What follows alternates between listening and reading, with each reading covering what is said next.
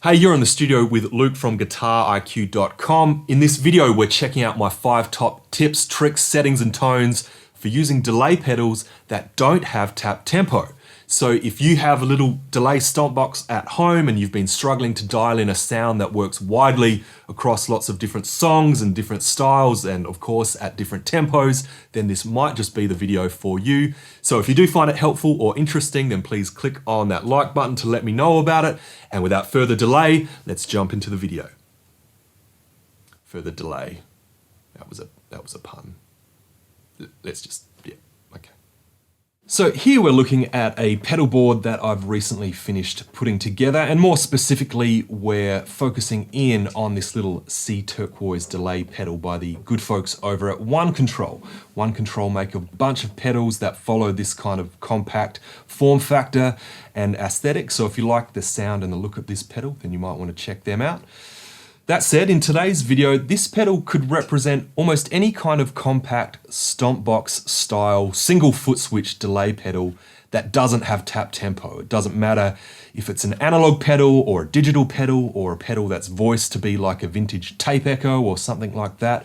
All of the settings that we're going to focus on today will apply across the board. So the first question you might be asking is, why am I doing a video specifically focusing on pedals that don't have tap tempo?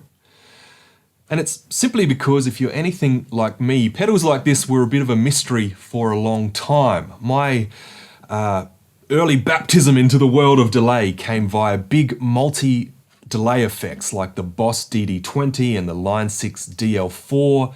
These pedals were on my touring rig for years, much like many touring guitar players back, 10 or 15 years ago or whenever it was. And these types of pedals had a bunch of different delays you could choose from. They had heaps of settings and parameters to tweak. You could save presets. And of course, everything had a tap tempo. Tap tempo being, for those who are new to the world of delay, the ability to tap the delays in time with the tempo that you're playing to. So when it came to simple little delay units like this, I wasn't really sure what to do. My thinking was, if I dialed it in for one song and then I moved to a different song with a different feel and a different tempo, then all of my delay settings would be out of time and everything would sound messy and get in the way, right?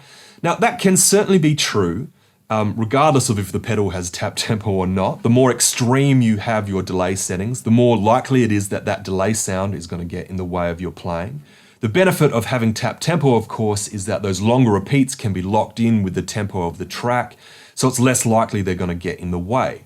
That said, all of the vintage tape machines and tape echoes and all of the first analog stomp boxes never had tap tempo, right? And these are responsible for arguably some of the most famous guitar tones of all time. So, take that for what it's worth. Anyway, in the later years of my guitar playing, I've really come to appreciate how fantastic little compact delay units like this can be and how truly versatile they are. And that's really what this video is going to be about. And as one last thing before we dive into the tones, I want to point out that this pedal and this pedal board is actually part of my acoustic guitar rig. Why am I going to demo delay sounds on an acoustic guitar? Well, for 2 reasons. First of all, I really wanted to feature this delay pedal specifically as a great example of a simple delay unit that just has 3 controls, one for the delay level, one for the delay time, and one for the delay feedback or repeats. And secondly, I wanted to show you that these delay settings I'm going to go through really apply to almost anything, not just electric guitar, but acoustic guitar, keys, synths, drums, vocals, and almost anything else you could think of. So with that, let's dive in and check out some tones.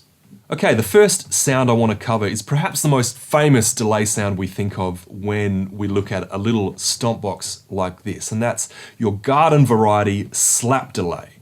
Now, to do this, we bring the feedback or the repeats all the way down, so we have virtually 1 repeat. Okay, you can hear that. If I turn the delay up a little bit, you'll hear that a bit clearer. And we bring the delay down to anywhere between, say, 20 and 30%, something like that, okay? All right, knock the delay level back a bit. And this is what this sounds like.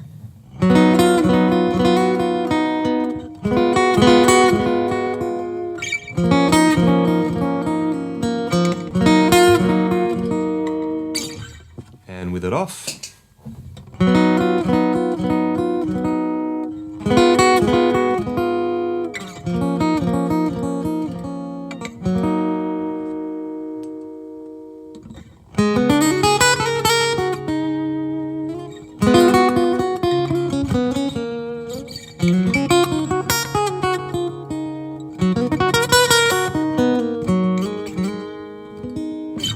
So as you can hear, that's a very obvious effect. It's simulating the type of sound you get from, a small room where the sound comes off the back wall and slaps back at you. Think about singing in the shower and how that sounds. So it's definitely a cool sound. One thing it's not is subtle. So that brings us to the second setting that I really like to use with a pedal like this. And this is a simple variation on a slapback type sound. And it's essentially a longer slapback or short delay. So if we bring the delay time up a little bit to about 30 or 40%, we knock the volume back and we keep the feedback or the repeats at 0, and we get a sound like this.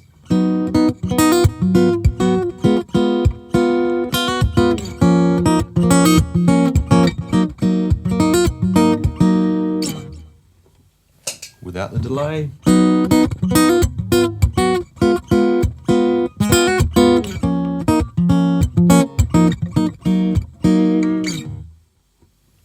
With the delay again.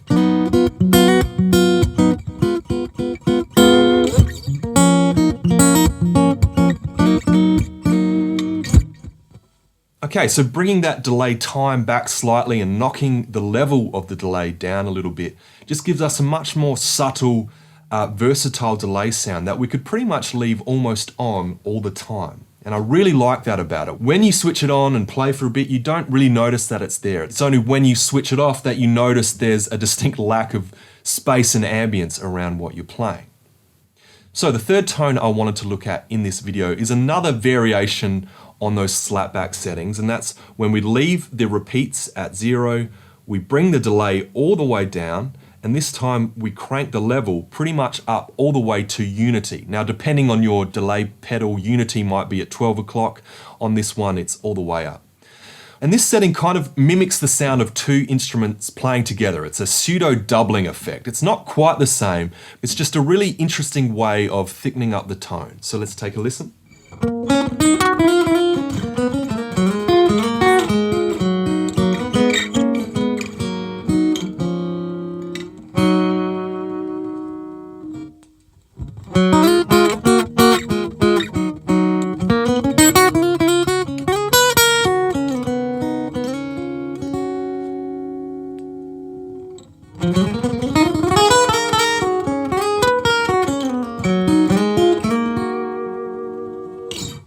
So you can hear there, because we have the feedback and the delay pretty much set at minimum, it's not this obvious over-the-top delay effect, but because we have the level cranked up, it really adds this element of interest to the sound. It's a really nice thickener, as I said before, especially to those single note lead lines and melodies.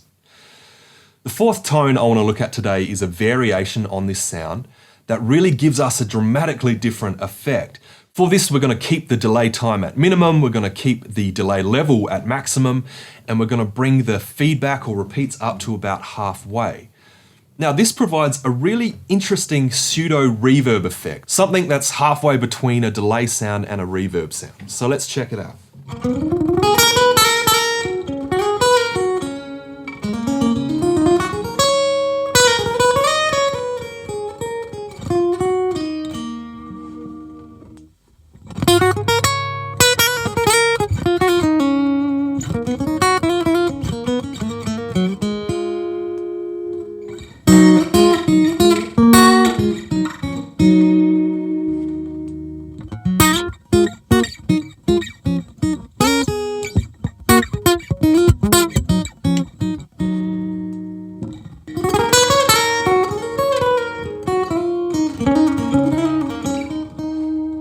So you can really hear what I mean when I say a pseudo reverb sound. It's kind of a delay sound, it's kind of a reverb sound.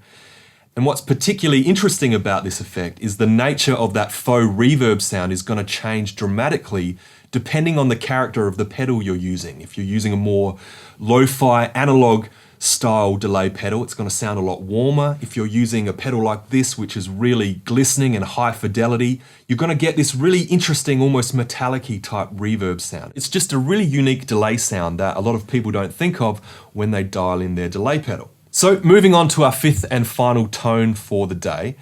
And this has to do with stacking your delay pedal with other effects. This can be almost anything. A great example of this is running a tremolo pedal after your delay sound. Some delay units have a modulation setting on them where you can dial in a kind of chorus or modulation sound that specifically affects only the delay repeats and not the dry signal coming through. And that can work as a really awesome modulated delay sound. On electric guitar, one of my favorite combinations is running two delay pedals together. So I'll have a pedal like this and I'll set it with that kind of long slapback short delay sound that I had earlier, something like that. And I'll leave the shorter delay as my always on rhythm sound, and I'll just switch in that longer delay for when I'm going for a solo or a more ambient tone. That works really well.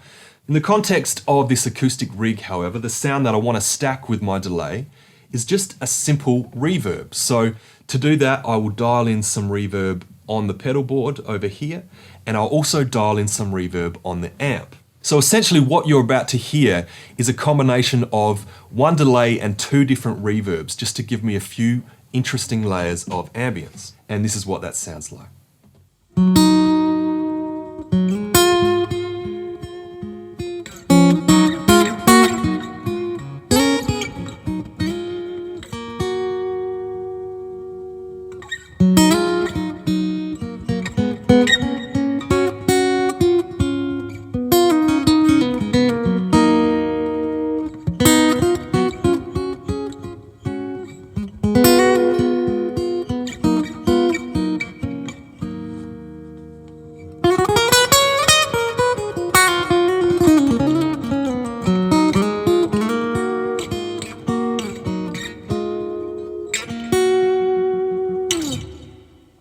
So there you have it. They are my top 5 tricks, tips and tones for setting your compact single foot switch delay unit that doesn't have tap tempo.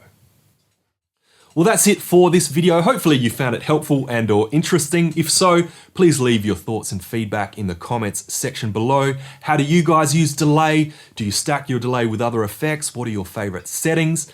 Of course, if you are interested in more videos like this one, then be sure to subscribe to the channel and click that bell icon to be notified of future content. And last but certainly not least, if you're looking to take your guitar playing a bit deeper, then please mosey on over to guitariq.com at your leisure to check out some of the great resources I have for you over there. That's it from me. Thanks for watching, and I'll see you in the next video.